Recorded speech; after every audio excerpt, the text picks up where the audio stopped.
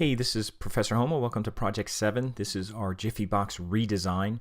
We've done this for a number of years, and this box isn't as old as it looks. This Jiffy all-purpose baking mix, it's not as old as it looks. It's only about 10 years old, and this is a scanned version of it. And one of the things that we do with this box is we do a redesign to try and add some effects, add some design principles that modernize it a little bit compared to other competing products that you would see on the shelf. Now, first thing we want to look at with this Jiffy box that we're looking at here is, first of all, where's the focal point? Where does your eye go first? And I guess your eye goes first to this area, the Jiffy area. That's kind of their logo on the front. It's using kind of a slab serif font. Not a particularly nice font, but it's bold. It has quotes on it, which is a little odd to actually have quotes on a font. Also, it has this kind of red, kind of angular kind of advertisement about no cholesterol. Now, we're not even going to mention no cholesterol anymore. That's kind of like an old-fashioned thing. Cholesterol can't really hurt you now. But people used to think that back maybe 15 years ago. Cholesterol was a bad thing. Anyway, we also have compare and save down here. We're probably not going to use that either because we don't, that sounds like an old term, compare and save.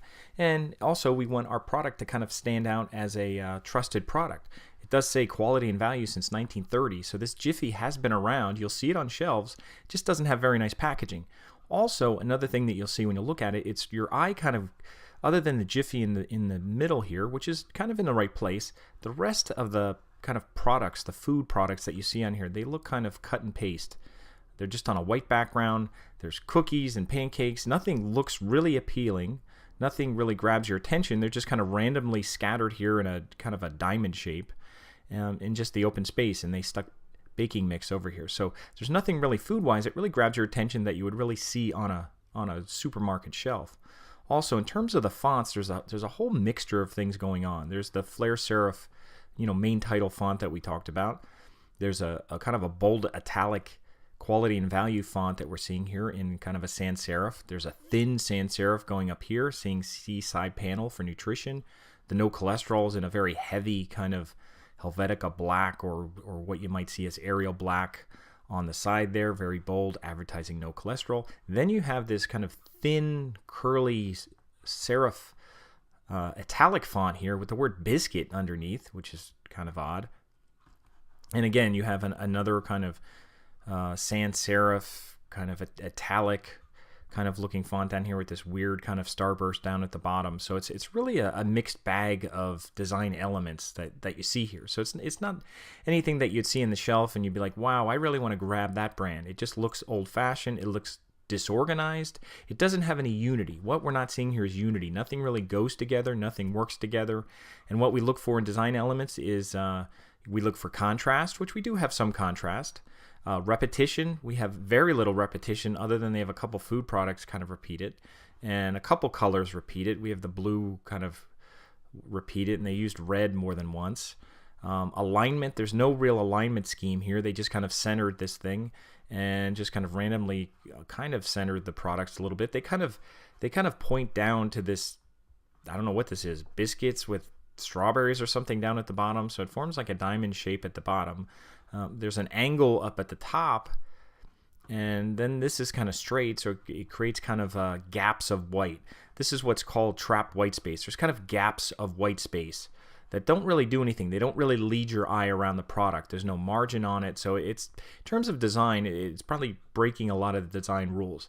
And we're going to also look at another sample here. This will be also, and just so you know where this is in your Jiffy box folder. This is in pre-art. That's where you'll see the Jiffy box scan and also the Bisquick box. And the Bisquick box is one that we look at for comparison. Now, if you look at the Bisquick box, a big difference in the Bisquick box. What you'll see is a lot of repetition. You'll see a lot of contrast. You see a really nice kind of product here that really grabs your attention. Right away, there's a focal point, these kind of syrupy pancakes with some fruit on them. They're cropped on either side, so it makes them look really big. They look big and fluffy. There's melted butter. They look really nice. Aside from that, they're also repeating kind of that warm color. Instead of just a plain white background, like this one, that plain white background, what they're doing here is they kind of used a nice warm background. nice yellow kind of background, picks up some of those gold colors of the pancakes. It also creates a real nice contrast to the blue logo, the Bisquick logo. Notice it's on an angle, which gives it some movement. It has a drop shadow. If we zoom in here, you can see there's like a drop shadow underneath here. There's a white kind of outline. There's a little bevel and emboss effect. It doesn't look like a real bevel and emboss effect, but they kind of use the light blue to kind of do that. So they're also using this little red kind of swash looking thing, that kind of semicircle kind of Saturn ring thing that you've seen for a lot, that people use that a lot, but it kind of creates more movement though. And what it also does is it adds repetition. It repeats kind of the shape of the pancakes that are there. We have the circular pancakes, so there's a lot of circular things going on. Also in terms of colors, we have this blue Bisquick. The blue kind of contrasts with the warm background very nice, and it really pops from the background. We also have blue in the plate and blue in the blueberries, and then we have red in these raspberries. So it's really using color, kind of distributing the color all over this layout to kind of create unity, to bring it together. Even another thing it does is it uses a light blue here and a dark blue here, which kind of pulls together the lighter color blue in the logo and the darker color in the plate. So it's really doing a nice job. The empty areas, the white space, just kind of cradle the layout somewhat. Even in this little area here where it's blank, it just kind of uses this real pancakes real good with like leading that's real tight, almost overlapping, so that they kind of connect the top and bottom. So it's making everything kind of work together. So it's a real nice layout. You see this on the shelf, you'll want to grab that because the pancakes look nice, the logo looks nice, it pops, it has some depth to it. It has warmth to it. It just feels good to something that you would be sitting around in your kitchen, as opposed to this. This looks like something that was sitting in your closet for 30 years. So nothing looks appealing. Your eye doesn't go to anything. Big difference. So that's what we're going to do. We're going to use this approach that Bisquick uses. They add some kind of, a dynamic of kind of an angle here. They add some effects. They're adding shadows and outlines. Really nice product pick. They're repeating elements of colors down here, so it's a really nice kind of approach, and we're going to try to use that approach to take this Jiffy box and redesign it and kind of use that. Now, when it comes to redesigns, we want to keep elements that are still kind of familiar with Jiffy. We don't want to make it look completely different. We want to keep some of the same aspects so that people recognize it. It doesn't look completely foreign when they see it in the supermarket. They'll still recognize that it's Jiffy, but it'll look a lot nicer. And we've kind of done this in the past. So here's a couple samples. It's actually in the samples folder here. And these are ones that I did with the class, and I'll just go through these. And here's the first one. Now this one's kind of a plainer one, but what it does is it takes kind of the Jiffy logo, the original one here, takes a similar kind of font, not the same font, but a similar font, uses similar colors, keeps the red and keeps the blue. Instead of a sharp angle like this one kind of uses a wavy kind of shape and says quality and value, moves it up there. It just says all-purpose baking mix. Keeps it kind of a sans serif font, so there's some consistency, some repetition. Uses a nice product picture of some biscuits here, which are cropped off so they look really big and fluffy. And kind of repeats the white down here. And there's white up here. And just uses a hint of blue just to kind of contrast and make the hint of the blue gradient in the background really makes these biscuits pop a little bit more. And you can see on this Jiffy, there's a drop shadow, there's a little bevel and emboss, just some hints of some effects which really make it pop. There's a drop shadow under here, so people should still recognize it as Jiffy. It still looks familiar as Jiffy, same colors, same basic layout, but it looks more modern. It competes a little bit better with the Bisquick box. Not quite as busy as some of the things going on here, but that's what it does. So let's look at another one. And here's the next one. I'll zoom up a little, and this uses the familiar pop dots that we worked with in the Ultra Clean exercise. So this uses pop dots behind that same look. This one still uses a white background, but uses some photography that has looks like a little cream kind of container here, a white plate. So it's using a lot of the white plate. Instead of just stark white though, like on here, just plain white, it's kind of just using some white in the background that really sets off this nice photography of these blueberry pancakes here, which again look very good. Centered right in the middle is really a nice focal point. It repeats the blue color. Up here, since 1930, we actually have a new tagline called America's Favorite, which I think I saw online somewhere. It's using this brush script, which is kind of more of a retro looking kind of font, I guess. Brush script is common, but it has kind of a homey kind of Americana kind of font. You see it on baseball uniforms and things like that. So that's what it's using there, and it's using kind of a serif font here, not quite a flare serif as much as was used here, but still a variation of it, which is still kind of familiar and would still be recognizable. It still has kind of this little wave to it, which was a warp that was done in Illustrator, and even used the all-purpose baking mix to follow that wave. Just another kind of approach here, but still. And a little kind of blue glow for the compare and save. Instead of using the starburst, just uses a blue glow down here for compare and save. So that's another layout that was done in the past. And the pop dots adds just a little bit of warmth, which repeats, instead of everything being cool with the red and blue, adds a little warmth for the pancakes. All right, the last sample we'll look at here. On this one, I kind of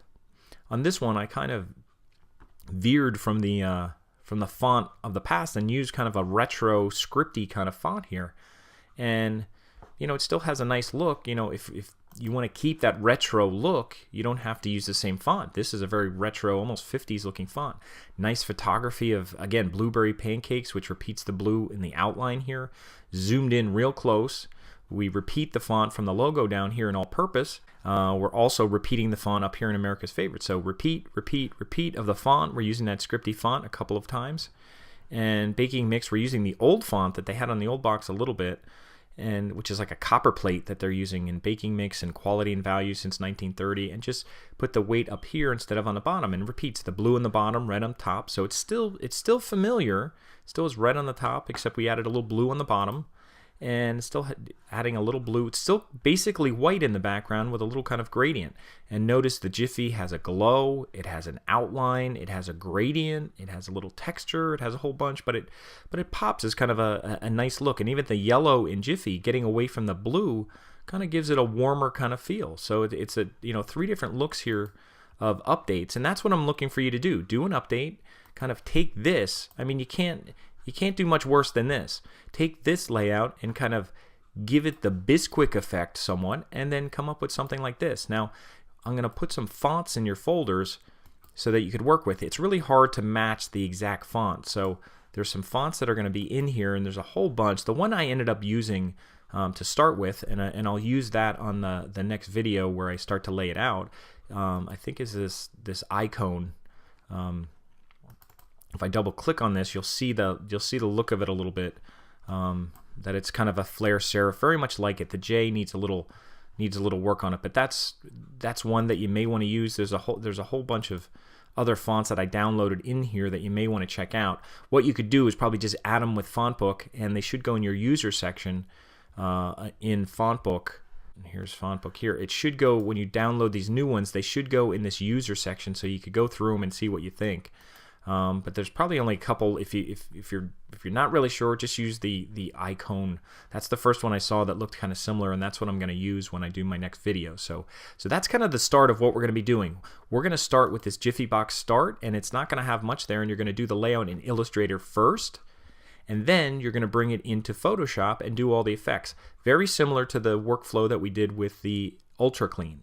So we're going to export our Illustrator file with everything on different layers and bring it back into Photoshop and have some kind of finished product like this, where we can add all these effects and bevel and embosses and shadows and glows and work with the photography and edit out backgrounds and all that kind of stuff to make a nice product. And we're just going to kind of go from Illustrator to Photoshop. We're not going to take it all the way to InDesign.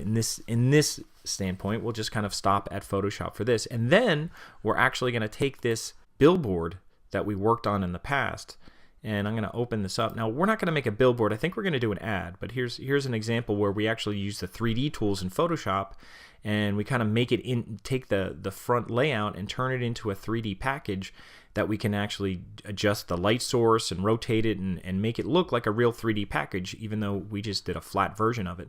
And then what we'll do is just put a tagline on there and make it into an ad. Now, this is kind of a billboard look that we did in the past, but we'll do kind of a print ad when we do the finished version of that. But the first thing we have to do is do our redesign first. So that's where we're going to start. In my next video, I'll start going over that process.